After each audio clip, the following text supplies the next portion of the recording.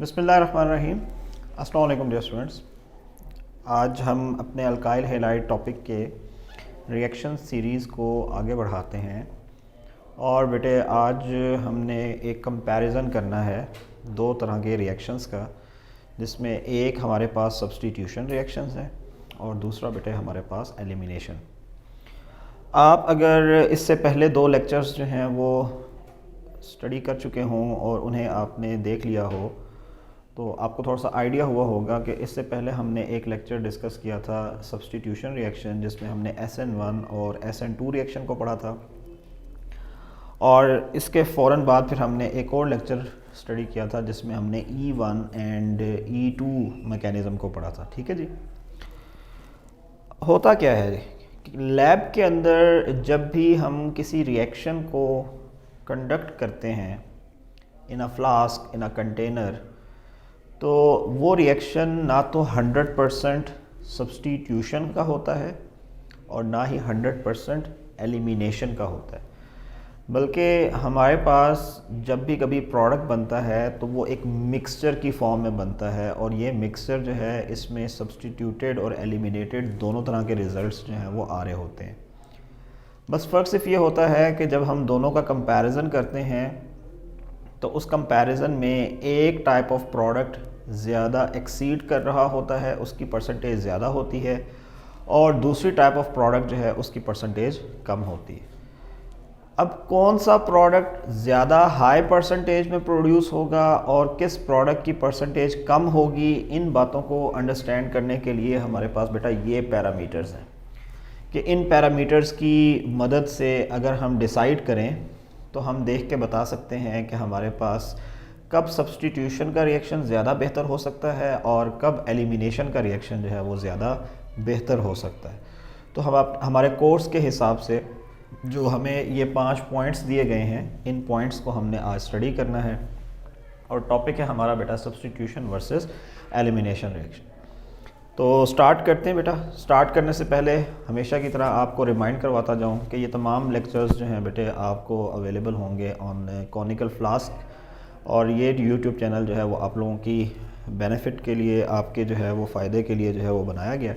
इसे आप सब्सक्राइब करें और इसे वीडियोस को जो है वो देखें, तो इंशाल्लाह आपको काफ़ी सारे मसाइल जो हैं वो इसमें से सॉल्व हो जाएंगे। ठीक है जी। सबसे पहले हम स्टार्ट करते हैं स्ट्रक्चर ऑफ सबस्ट्रेट से और उसके बाद फिर हम वन बाय वन हर एक टॉपिक को जो है वो डिस्कस करते चले जाते हैं। ठीक है जी। आपकी बुक का ही रेफरेंस मैं यूज़ करूँगा ताकि आप लोग जो रिएक्शंस बुक से स्टडी करने जा रहे हैं वही रिएक्शंस जो हैं वो आपको मेरे लेक्चर्स में नज़र आएँ, और उसका फ़ायदा ये होगा कि चीज़ों को अंडरस्टैंड करना हमारे लिए ज़्यादा आसान हो जाएगा। अगर मैं डिफरेंट रिएक्शन या डिफरेंट कंपाउंड्स यूज़ करता हूँ तो उसमें फिर थोड़ा सा प्रॉब्लम ये होगा कि आप लोगों को अलग से जो है वो फिर एक अंडरस्टैंडिंग डेवलप करनी पड़ेगी। आपके पास बेटा सब्स्टिट्यूशन ओवर एलिमिनेशन, इसमें सबसे पहला टॉपिक है जी structure of substrate.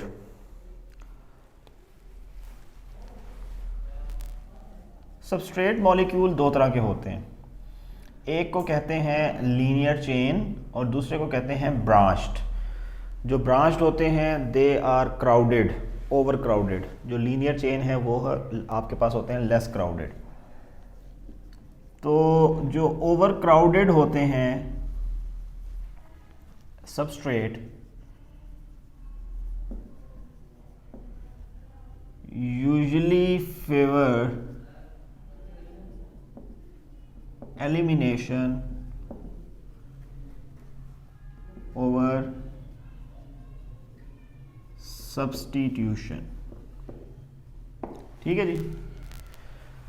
Crowded structure जो है, यानी अगर ब्रांचेस ज़्यादा होंगी तो बेटा ज़्यादा ब्रांचेस की वजह से मॉलिक्यूल में से बॉन्ड ब्रेक करने में थोड़ा सा जो है वो हिंड्रेंस होगी, और ऐसे केस में आपके पास इलेक्ट्रोफाइल तक अप्रोच करना मुश्किल होगा। एलिमिनेशन ज़्यादा आसान हो जाएगी, एसिड बेस्ड रिएक्शन ज़्यादा इजी हो जाएगा, सब्स्टिट्यूशन मुश्किल हो जाएगी। जैसे फॉर एग्जांपल हमारे पास एक कंपाउंड है, उसका फार्मूला दिया गया है C2H5ONA, सोडियम एथॉक्साइड, और इसका हम रिएक्शन करना चाह रहे हैं CH3CH2X किसी भी अल्काइल हैलाइड के साथ। अब होगा क्या कि ये स्ट्रेट चेन स्ट्रक्चर है। इस स्ट्रेट चेन स्ट्रक्चर में ये वाला ग्रुप जो है, जो न्यूक्लियोफाइल है, इसके लिए इस कार्बन या इलेक्ट्रोफाइल को अप्रोच करना ज़्यादा आसान है।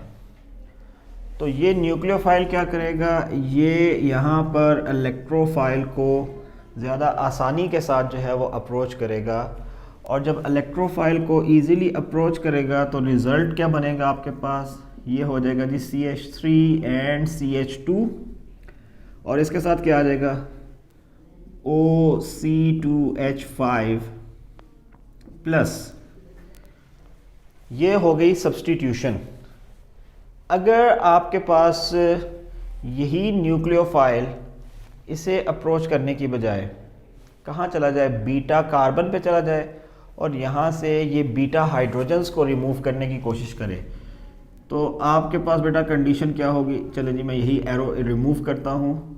अब की बार अगर फॉर एग्ज़ाम्पल ये बीटा हाइड्रोजन यहाँ मौजूद है, तो अब क्या होगा, ये बीटा हाइड्रोजन को पिक करेगा, ये बॉन्ड सेंटर में जाएगा और यहाँ से ये हैलोजन रिमूव हो जाएगा। तो आपके पास स्ट्रक्चर बन जाएगा CH2 double bond CH2 plus आपके पास सोडियम हेलाइड भी बन सकता है। ठीक है जी। और इसी तरह आपके पास बेटा प्रोडक्ट में एथेनॉल भी बन सकता है। फिलहाल हम बाकी प्रोडक्ट्स को इग्नोर करते हैं। हमारे पास बेटे एक प्रोडक्ट जो है ऐसा है जो कि सब्स्टिट्यूटेड प्रोडक्ट है, एक प्रोडक्ट ऐसा है जो एलिमिनेटेड प्रोडक्ट है। अगर लेस क्राउडेड मॉलिक्यूल होगा देन वी हैव 88% चांस कि ये सब्स्टिट्यूशन करेगा एंड ओनली 12% चांस होगा कि यहाँ पर क्या हो सकेगी, एलिमिनेशन हो सके। तो because of the less beta hydrogen इस न्यूक्लियोफाइल के लिए यहाँ पर अप्रोच करना और कार्बन के साथ बॉन्ड बनाना, सब्स्टिट्यूशन करना ज़्यादा आसान है। लेकिन बेटे अगर मेरे पास मॉलिक्यूल हो C2H5ONA और मैं इसे रिएक्ट करना चाह रहा हूँ एक बड़े बल्कि मॉलिक्यूल के साथ, यानी अब की बार ये अल्काइल हैलाइड है और उसमें ये कार्बन जो है वो फर्दर दो अल्काइल यानी मीथाइल ग्रुप्स के साथ बॉन्डेड है, तो अब इस केस में हमारे लिए जो रिज़ल्ट्स हैं वो प्रोड्यूस करना थोड़ा सा डिफ़िकल्ट हो जाएगा। यानी इस बड़े न्यूक्लियोफाइल के लिए इस कार्बन तक अप्रोच करना इतना आसान नहीं होगा। ये बल्कि ग्रुप्स जो है वो इसकी अप्रोच को रेजिस्ट करेंगे, रोकेंगे। एज अ रिज़ल्ट ये कार्बन जो है अब सब्स्टिट्यूशन रिएक्शन में पार्टिसिपेट नहीं करेगा, और अगर करेगा भी तो बहुत कम। दूसरी तरफ इस कार्बन के मुकाबले में यहाँ पे भी बीटा कार्बन है, यहाँ भी बीटा कार्बन है, दोनों तरफ बीटा हाइड्रोजन्स भी मौजूद हैं। तो इस कंपाउंड के लिए हाइड्रोजन को रिमूव करना ज़्यादा आसान हो जाएगा। अगर हाइड्रोजन इजीली रिमूव हो सकते हैं तो एलिमिनेशन बढ़ जाएगी। तो जो क्राउडिंग होती है वो एलिमिनेशन को फेवर करेगी ओवर सब्स्टिट्यूशन। मैं दोनों प्रोडक्ट लिख देता हूँ। अगर तो सब्स्टिट्यूशन हो जाए तो हमें क्या करना होगा, सिर्फ x की जगह जो है यहाँ पर लिखना होगा OC2H5। लेकिन अगर एलिमिनेशन हो जाए तो मिसाल के तौर पर अगर यह वाला कार्बन डबल बॉन्ड जो है वो जनरेट करता है तो इसके साथ क्या आ जाएगा CH2 देन डबल बॉन्ड। ये वाला कार्बन जो है अगर बॉन्ड बना रहा है तो एक तरफ हाइड्रोजन होगा और एक तरफ क्या हो जाएगा CH3 along with sodium halide. ये एलिमिनेशन का प्रोडक्ट है जो कि होगा प्रोपीन, और ये सब्स्टिट्यूशन का प्रोडक्ट है जिसमें हैलोजन को X को रिमूव करके उसकी जगह पर इथॉक्सी ग्रुप जो है वो ऐड कर दिया गया। तो देखने से ये मालूम हुआ कि अगर क्राउडिंग बढ़ जाएगी तो 39% एलिमिनेशन सब्स्टिट्यूशन होगी और 61% जो है बेटा आपके पास एलिमिनेशन रिएक्शन होगा। यानी क्राउडिंग जितनी बढ़ती जाएगी, ब्रांचिंग जितनी ज़्यादा होती चली जाएगी, उतना हमारा रिएक्शन फेवर करता चला जाएगा एलिमिनेशन को। बॉन्ड ब्रेक करके डबल बॉन्ड बनाना आसान होता जाएगा और किसी भी पहले से मौजूद लिविंग ग्रुप को रिमूव करना उतना ही मुश्किल होता चला जाएगा। तो ये एक फिनोमेना है। यानी अगर हमारा रिएक्टेंट ये वाला हो और ये हमारे पास जो है वो सब्स्टिट्यूएंट हो, न्यूक्लियोफाइल हो, तो ये ज़्यादातर ये वाला प्रोडक्ट देगा और ये थोड़ा सा मिलेगा। और अगर ये रिएक्टेंट हो तो ये वाला प्रोडक्ट कम हो जाएगा और ये वाला प्रोडक्ट जो है वो ज़्यादा हो जाएगा। तो रेशो जो है वो आपने बेटा याद रखनी है यहाँ पे। ठीक है जी। तो उम्मीद है कि इसकी बारे में आपको थोड़ा सा जो है वो क्लियर हो गया होगा। नेक्स्ट वन, आपके सब्स्टिट्यूशन ओवर एलिमिनेशन रिएक्शंस जो हैं इनको अगर फोकस करना हो, मैं ये आखिरी रिएक्शन लिखा रहने देता हूँ ताकि आप लोग अगर नोट कर रहे हो तो वो आप नोट कर लें। इसमें आपके पास बेटे जो नेक्स्ट कंडीशन है वो ये है कि नेचर ऑफ बेस क्या होगा जी, जितने स्ट्रॉन्ग बेसिस हैं usually they favour elimination over substitution. Strong base वो होते हैं बेटा जो कि लोन पेयर डोनर होते हैं, इलेक्ट्रॉन पेयर डोनेट करने वाले हैं। तो जो लोन पेयर डोनर हैं वो स्ट्रॉन्ग बेसिस हैं और ये आम तौर पर एलिमिनेशन रिएक्शन को जो है वो ज़्यादा कंडक्ट करेंगे एज़ कंपेयर टू सब्स्टिट्यूशन। इसी तरह अगर वीक बेसिस आ जाएं तो वीक बेसिस बेटे आपके पास सब्स्टिट्यूशन को ज़्यादा कंडक्ट करेंगे एज़ कंपेयर टू एलिमिनेशन। मिसाल के तौर पर आपके पास बेटा अब सबस्ट्रेट कुछ भी हो सकता है, ये अब बेस मॉलिक्यूल है लेकिन ये स्ट्रॉन्ग बेस है, और इसी स्ट्रॉन्ग बेस का मैं एक रिएक्शन लिखने जा रहा हूँ किसके साथ, एक अल्काइल हेलाइड के साथ। तो ये स्ट्रॉन्ग बेस क्या करेगा, ये बजाय इसके कि यहाँ से कार्बन पे अटैक करे, अब चूंकि ये ऑक्सीजन है और इसके पास लोन पेयर है और ये ज़्यादा स्ट्रांगली डोनेट कर सकता है, तो ये परमानेंट बॉन्डिंग की तरफ जाएगा। ये क्या करेगा, यहाँ से इस हाइड्रोजन को पिक करेगा, हाइड्रोजन अपने इलेक्ट्रॉन सेंटर में ट्रांसफ़र करेगा, रिजल्ट क्या बनेगा कि वहाँ से लीविंग ग्रुप जो है वो डिपार्ट कर जाएगा। तो इनके आपस में रिएक्शन से क्या बन जाएगा, यहाँ पे बेटा वाटर बन जाएगा, सेंटर में आ जाएगा CH2 डबल बॉन्ड CH2, और आखिर में आपके पास जो X है हेलाइड आयन वो नेगेटिवली चार्ज फॉर्म में जो है वो रिमूव हो जाएंगे। अच्छा, इसी कंडीशन में अगर हम सब्स्टिट्यूशन को कंडक्ट करना चाहें तो हमारे पास बेटे बेस मॉलिक्यूल जो है उसे वीक जनरेट करना पड़ेगा।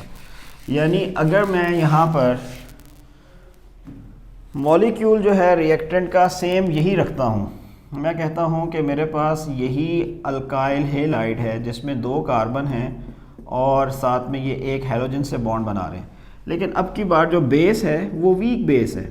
लाइक मेरे पास है जी एसीटेट आयन, ये भी एक बेस का काम करता है क्योंकि इसमें ये ऑक्सीजन क्या करता है, इलेक्ट्रॉन पेयर डोनर होता है।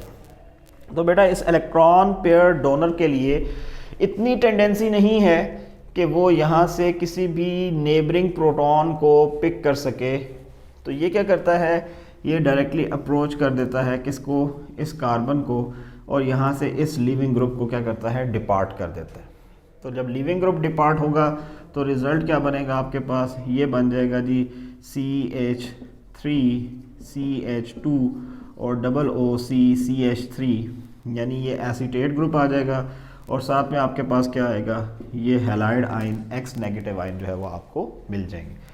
तो स्ट्रॉन्ग बेसिस जो हैं they will cause elimination reaction, और वीक बेसिस जो है बेटा they will cause substitution reaction. ठीक है, तो वीक बेसिस यहाँ पर हैं और स्ट्रॉन्ग बेसिस जो हैं वो यहाँ पर हैं। तो इस किस्म की जो कंडीशन होती है बेटा, इस कंडीशन में हमारे पास आम तौर पर जो है वो सब्स्टिट्यूशन और एलिमिनेशन रिएक्शंस को डिफ़ाइन किया जा सकता है। ठीक है जी, तो ये भी आपने ध्यान में रखना है। स्ट्रॉन्ग बेसिस में सोडियम हाइड्रोक्साइड वगैरह का इस्तेमाल किया जा सकता है, या कोई ऑर्गेनिक मॉलिक्यूल अगर हो तो अल्कोहल वगैरह इस्तेमाल किए जा सकते हैं। लेकिन वीक बेसिस में आपके ये एसीटेट आयन वगैरह जो है, जो ईजीली आपके पास जो है इलेक्ट्रॉन पेयर डोनेट नहीं कर पा रहे, या आपके पास जो है बहुत तेज़ी से रिएक्शन नहीं कर पा रहे, तो ये क्या करते हैं, ये डायरेक्टली कार्बन से कंबाइन करते हैं और कंबाइन करके सब्स्टिट्यूशन रिएक्शन कॉज करते हैं। अच्छा, ये third one, nature of leaving group. Nature of leaving group जो है ये भी बहुत ज़्यादा मैटर करती है in case of substitution versus elimination reaction. अगर तो कोई अच्छा लिविंग ग्रुप हो जो कि इजीली बॉन्ड ब्रेक करके हमारे सबस्ट्रेट को लीव कर जाए, रिमूव कर जाए, तो वो अच्छा लिविंग ग्रुप जो है बेटा सब्स्टिट्यूशन रिएक्शन को फेवर करता है ओवर एलिमिनेशन। लेकिन अगर कोई बैड लिविंग ग्रुप हो, यानी ऐसा ग्रुप मॉलिक्यूल हो जो कि बॉन्ड इजीली ब्रेक नहीं कर सकता, कार्बन का बॉन्ड जल्दी तोड़ के नहीं जा सकता, तो बेटा बैड लिविंग ग्रुप जो हैं वो आम तौर पर बेटर एलिमिनेशन कंडक्ट करते हैं एज़ कंपेयर टू सब्स्टिट्यूशन। जैसे फॉर एग्ज़ाम्पल आपकी बुक में एक फार्मूला दिया गया है, मैं इस फार्मूला के हिसाब से आपको थोड़ा सा जो है वो गाइड कर देता हूँ। आपकी बुक में एक फार्मूला, मैं पहले कंडीशन लिख देता हूँ। Good living groups favour substitution over elimination and vice versa. ठीक है, यानी वाइस वर्सा का मतलब ये है कि अगर बैड लिविंग ग्रुप होगा तो वो एलिमिनेशन को प्रेफर करेगा ओवर सब्स्टिट्यूशन। लेट्स से, चलिए मैं इसको भी मिटाता हूँ यहाँ से। हमारे पास बेटे एक मॉलिक्यूल है जिसका फार्मूला दिया गया है C16H33CH2CH2X, और इसका हम रिएक्शन करना चाह रहे हैं ट्राईमीथाइल या टर्शरी पोटाशियम टर्शरी ब्यूटॉक्साइड जो है, ये आपके पास टर्शरी ब्यूटाइल अल्कोहल से जो है वो हासिल किया गया है।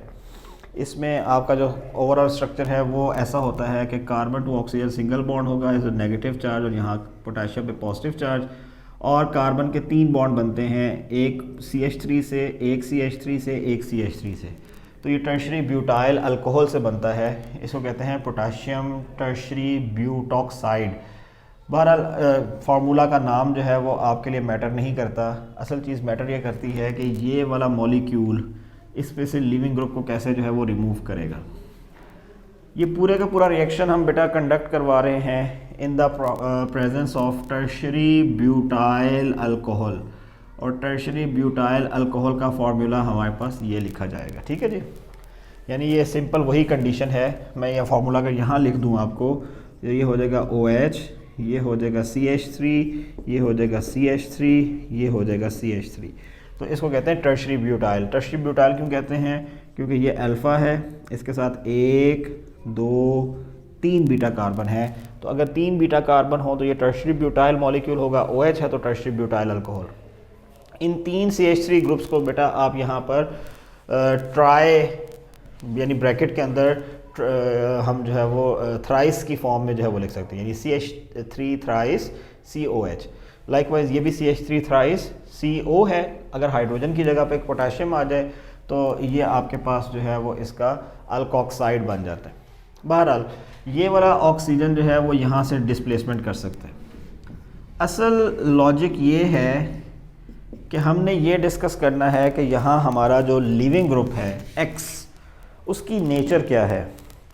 अगर बेटा बैड लिविंग ग्रुप हो, जैसा कि हमारे पास अगर ब्रोमीन की एग्जांपल ली जाए, तो इस मॉलिक्यूल के लिए इस ब्रोमीन को यहाँ से रिमूव करना मुश्किल हो जाता है।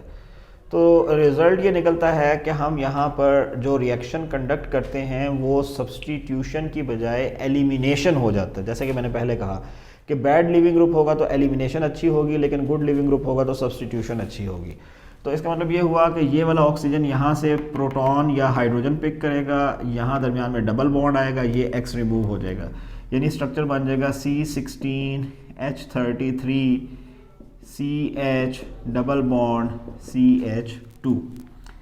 और अगर इसी के अंदर हम बेटे कंडक्ट कर दें, क्या कंडक्ट कर दें जी, सब्स्टिट्यूशन, तो ये वाला ग्रुप निकलना चाहिए और इसकी जगह ऑक्सीजन आ जाना चाहिए। यानी फार्मूला हो जाएगा C16H33CH2 ऑक्सीजन कार्बन और ब्रैकेट में आ जाएगा CH3 होल थ्राइस। ठीक है जी। तो ये 2 तरह के प्रोडक्ट हो सकते हैं, लेकिन बात किसकी की जा रही है? ब्रोमीन की। ब्रोमीन यहाँ पे क्या है? बैड लिविंग ग्रुप है। अब अगर ब्रोमीन बैड लिविंग ग्रुप है, then we have 85% chance of elimination and just only 15% chance of substitution. तो आपको बेटा सब्सटीट्यूशन की रेशो बहुत कम मिलेगी। मैं इसके आगे भी लिख देता हूँ कि 85% एलिमिनेशन और 15% सब्सटीट्यूशन। ठीक है जी, ये आपको चांस मिलेगा उस वक्त कि जब हमारे पास bromine as a leaving group है। इसके मुकाबले में हमारे पास बेटा एक है टोसाइलेट, इसका सिंबल होता है OTS। ये एक बहुत अच्छा लिविंग ग्रुप होता है। पैराटोलिन सल्फोनिक एसिड या पैराटोलिन सल्फोनेट, इसको हम टोसाइलेट भी बोलते हैं। ये टोसाइलेट अगर यहाँ X की जगह आ जाए, ये गुड लिविंग ग्रुप है। और इस गुड लिविंग ग्रुप की वजह से आपके पास बेटा जो एलिमिनेशन का चांस होता है वो रिड्यूस होकर 1% हो जाता है। ठीक है, एलिमिनेशन आपके पास बेटे 1% हो जाएगी और जो सब्सटीट्यूशन है वो तकरीबन 99% तक जो है वो पहुंच जाती है। सब्सटीट्यूशन 99%। प्रोडक्ट यही दो रहेंगे, मतलब आपका ओरिजिनल रिएक्टेंट यही है, तो एक प्रोडक्ट ये बनेगा, एक प्रोडक्ट ये बनेगा। लेकिन कंडीशन क्या है कि सिर्फ X को आपने चेंज करना है और इसकी जगह क्या लिख देना है, टोसाइलेट। तो ब्रोमीन की जगह अगर OTS लिख दिया जाए तो ये वाला जो ग्रुप है लिविंग ग्रुप, ये वाला जो अटैकिंग न्यूक्लियोफाइल है यहाँ से लिविंग ग्रुप को इजीली रिमूव करेगा। 99% सब्सटीट्यूशन यानी ये वाला प्रोडक्ट बनेगा। और अगर आपके पास ये ग्रुप हाइड्रोजन को रिमूव करके ऊपर वाला प्रोडक्ट बनाना चाहे तो with the tosylate there is only 1% chance कि आप इस किस्म के प्रोडक्ट को हासिल कर सकते हैं। ठीक है जी। सबसे लास्ट में आपके पास बेटा दो डिफरेंट कंडीशंस हैं। एक है जी नेचर ऑफ सॉल्वेंट और दूसरा है बेटा नेचर ऑफ या इफ़ेक्ट ऑफ टेम्परेचर। ठीक है, नेचर ऑफ सॉल्वेंट जो है अगर मैं इसको डिस्कस करूं तो ये बड़ा ही सिंपल फिनोमेना है कि आपके पास अगर पोलैरिटी बढ़ती जाएगी तो इसको कहते हैं polar solvents usually favour elimination reaction. ठीक है जी, तो आपके एलिमिनेशन रिएक्शंस जो हैं इनको फेवर मिलेगी in case of polar solvent. यानी अगर आपके पास कंडीशन कुछ यूं की जाए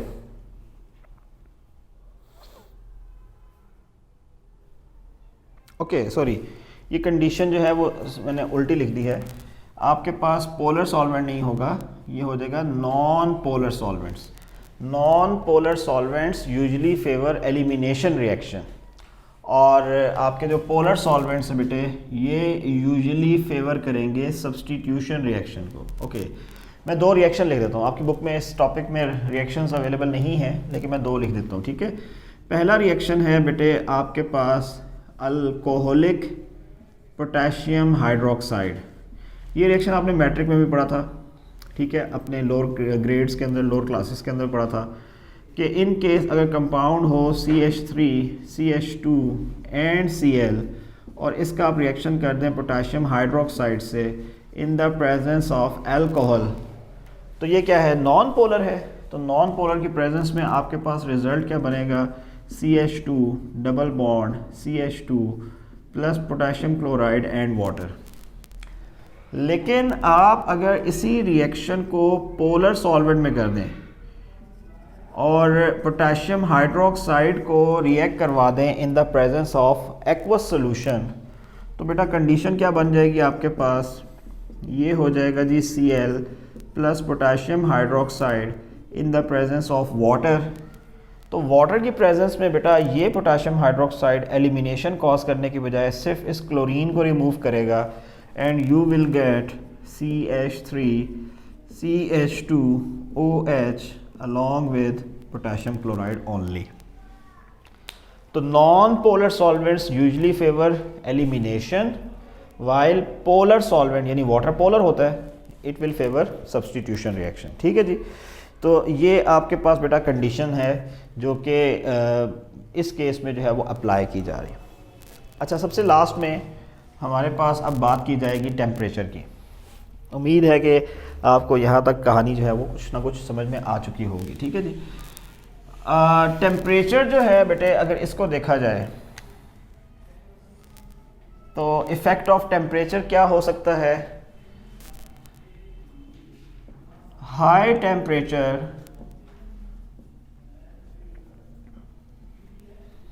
यूजुअली फेवर एलिमिनेशन रिएक्शंस और वाइस वर्सा, यानी अगर टेम्परेचर लो होगा तो सब्स्टिट्यूशन रिएक्शन। ऐसा क्यों होता है? देखिए जी, बात यह है कि एलिमिनेशन रिएक्शन एक ऐसा मेथड या प्रोसेस है कि जिसमें आपके पास ज़्यादा नंबर ऑफ़ बॉन्ड्स जो हैं वो ब्रेक हो रहे हैं। अगर ज़्यादा नंबर ऑफ़ बॉन्ड्स ब्रेक हो रहे हों तो उनके लिए एनर्जी भी ज़्यादा चाहिए होती है। तो अगर एनर्जी भी ज़्यादा चाहिए होती है तो बेटे आपको टेम्परेचर भी जो है वो हाई करना पड़ेगा। तो जैसे जैसे टेम्परेचर ज़्यादा करते जाएंगे वैसे वैसे आपके पास एनर्जी बढ़ती जाएगी, बॉन्ड ब्रेकिंग ज़्यादा अच्छी होती चली जाएगी, एलिमिनेशन रिएक्शन। लेकिन अगर टेम्परेचर कम होगा तो लो टेम्परेचर पे आपके पास एनर्जी भी कम है, और जब एनर्जी भी कम होगी, टेम्परेचर भी लो होगा, तो इन दैट केस ज़्यादा बॉन्ड ब्रेक करना मुश्किल होगा। तो वहाँ पे ज़्यादा से ज़्यादा एक बॉन्ड ब्रेक हो सकता है, और वो रिएक्शन आपके पास कौन सा हो जाएगा? Substitution reaction. जैसे हमारे पास बेटे बुक में एक एग्जांपल है, उसमें ये कहते हैं कि हमारे पास कंपाउंड है 2 ब्रोमो प्रोपेन। ये मेरे ख्याल है आपके कोर्स में सबसे वाहिद ऐसा आसान रिएक्शन है जो इन्होंने एग्जांपल के तौर पे दिया है। बाकी रिएक्शंस जो उसमें बड़े बड़े मॉलिक्यूल हैं जो कि कंफ्यूज करने के लिए काफ़ी हैं, लेकिन आसान इक्वेशन दी जाए तो बात ज़रा ईजीली समझ आ जाती है। सोडियम हाइड्रोक्साइड और अगर ब्रोमीन का रिएक्शन करें तो बेटा अब यहाँ पर सब्स्टिट्यूशन भी हो सकती है और एलिमिनेशन भी। सब्स्टिट्यूशन के केस में क्या होगा कि लेट्स से कि अगर हम सब्स्टिट्यूशन की बात करते हैं तो एक तरफ से CH3 CH double bond CH2 बन जाएगा अल्कीन, और एक साइड पे एलिमिनेशन होगी। अगर एलिमिनेशन की बात करें तो डबल बॉन्ड अल्कीन बनेगा, और अगर सब्स्टिट्यूशन होगी तो यहाँ पे OH आ जाएगा और यहाँ पे क्या आ जाएगा? CH3। ये दो तरह के मैकेनिज्म्स हैं, ठीक है ना। यानी एक जगह पे क्या होगा, ये OH ग्रुप इस कार्बन पे अटैक करके ब्रोमीन को रिमूव कर देगा, ये हो जाएगी सब्स्टिट्यूशन। एक जगह पे ये OH ग्रुप यहाँ से प्रोटॉन गेन करेगा और दरमियान में क्या बना देगा? डबल बॉन्ड बना देगा, तो ये हो जाएगी एलिमिनेशन। अब इस रिएक्शन के लिए बेटे हमने 2 टेम्परेचर्स जो हैं वो फोकस करने हैं। एक टेम्परेचर जो है वो है 45 डिग्री सेंटीग्रेड, और एक टेम्परेचर है बेटा 100 डिग्री सेंटीग्रेड। मैंने क्या कहा, जब टेम्परेचर कम होता है तो कम टेम्परेचर पे सब्स्टिट्यूशन ज़्यादा अच्छी होती है और एलिमिनेशन ज़रा मुश्किल से होती है, क्योंकि एलिमिनेशन में ज़्यादा नंबर ऑफ़ बॉन्ड्स ब्रेक करने पड़ते हैं और सब्स्टिट्यूशन में सिर्फ एक बॉन्ड ब्रेक करना पड़ता है। तो रिज़ल्ट भी कुछ ऐसा ही है कि हमारे पास बेटा 53% एलिमिनेशन है और 47% सब्स्टिट्यूशन है। अच्छा, इस बात पे परेशान मत होइएगा कि सर यहाँ तो एलिमिनेशन ज़्यादा और सब्स्टिट्यूशन कम हो रही है। कंपैरिजन जो है वो आपस में हो रहा है विद द टेम्परेचर। अब जब मैं टेम्परेचर बढ़ाऊँगा तो टेम्परेचर बढ़ाने पे ये जो एलिमिनेशन की रेशो है ये 53% से एक्सीड कर जाएगी, और जो सब्स्टिट्यूशन की रेशो है वो 47% से मज़ीद कम हो जाएगी। यानी 100 डिग्री सेंटीग्रेड पे एलिमिनेशन रिएक्शन और ज़्यादा फास्ट हो जाएगा। तो एट 100 डिग्री सेंटीग्रेड बेटे आपके पास जो एलिमिनेशन है वो 53% से बढ़कर कितनी हो जाती है? 64% हो जाती है। जबकि आपके पास जो सब्स्टिट्यूशन रिएक्शन है ये 47% से रिड्यूस होकर कितना चला जाता है? 36% चला जाता है। तो आप जैसे जैसे टेम्परेचर बढ़ाते जाएंगे चांसेस फॉर एलिमिनेशन मैक्सिमम और सब्स्टिट्यूशन के जो चांसेस हैं बेटा वो आहिस्ता आहिस्ता उतने ही मिनिमम होते चले जाएंगे। तो ये हमारे पास बेटे आज के 5 पॉइंट्स थे। इन पॉइंट्स को हमने डिस्कस किया है और आपको समझाने की कोशिश भी की है। इंशाल्लाह आपको इसमें कोई प्रॉब्लम भी नहीं आएगा। आप इसको एक दफ़ा थॉरोली स्टडी कर लें, अपनी बुक के साथ स्टडी कर लेंगे तो ज़्यादा आसान हो जाएगा, काम समझ में आ जाएगा। और अगर फिर भी कोई प्रॉब्लम फील करते हैं then you can ask any question for me. आप जो है वो उस क्वेश्चन से अपने प्रॉब्लम्स जो हैं वो क्लियर कर सकते हैं, आपको उसका जवाब भी जो है वो दिया जाएगा। इंशाल्लाह नेक्स्ट लेक्चर हमारा जो है वो ग्रिग्नॉर्ड रिएजेंट से होगा। तो उस वक्त के लिए अल्लाह हाफ़िज़।